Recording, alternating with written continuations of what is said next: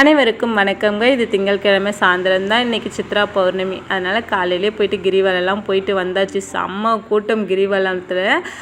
அதாவது நெருக்கி, அதாவது ஒருத்தர் கால் மேலே ஒருத்தர் கால் வச்சுட்டு போகிற மாதிரி தான் இருந்தது. இன்றைக்கி எங்கள் ஊரில் சித்ரா பௌர்ணமி. ஒவ்வொரு சித்ரா பௌர்ணமி அப்பயும் பார்த்திங்கன்னா பொங்கல் வைப்பாங்க, ஊரணி பொங்கல் வைப்பாங்க. அதனால் மலைலாம் சுற்றிட்டு கையோடு எல்லா வேலையும் பார்த்தாச்சு. இதில் எனக்கு பாதி ஹெல்ப் பண்ணது என் பொண்ணு தான்.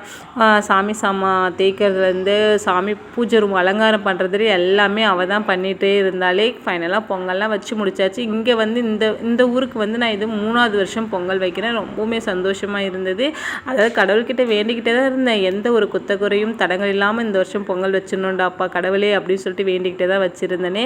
ஃபைனலாக பொங்கல்லாம் வச்சு முடிச்சுட்டு நம்ம கோயிலுக்கு போனால் அன்னதானம் வாங்காமலாம் வர்றதே இல்லை. எவ்வளோ கூட்ட நெரிசலாக இருந்தாலும் அன்னதானத்தெல்லாம் வாங்கிக்கிட்டு தான் வீட்டுக்கே வருவோமே. வீட்டுக்கு விளக்கெல்லாம் ஏற்றி வச்சுட்டு படைச்சாச்சுங்க. இந்த வீடியோ உங்களுக்கு பிடிச்சிருந்தா மறக்காமல் லைக் பண்ணிட்டு சேனலை சப்ஸ்கிரைப் பண்ணிக்கோங்க.